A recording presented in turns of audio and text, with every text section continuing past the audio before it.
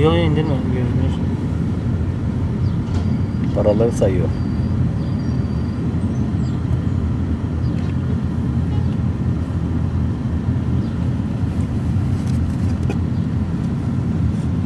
Tanıdınız mı? Para bu.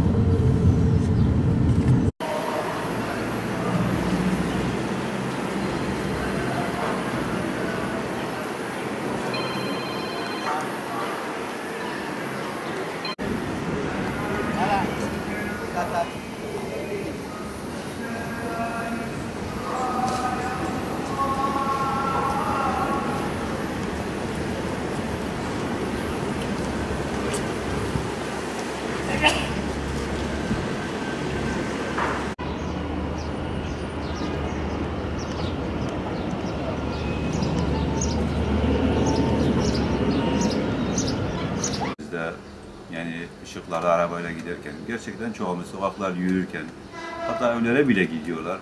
Yani gerçekten devlet onlara imkan sağlıyor, aslında o imkanlardan yararlanabilirler. Ama devlet niye onlara sahip çıkıyor onu bilmiyoruz tabii. Yani devletin bunlara sahip çıkmasını istiyoruz, gerçekten bir çare bulmasını istiyoruz. Yani bunlar tabii zabıtaların görevleridir. Yani onları kamplara götürebilirler. Yani ihtiyaçları neyse ihtiyaçlarını karşılayabilir yani herhangi bir şekilde. Tabii bu belediyenin ve zabıtaların görevidir.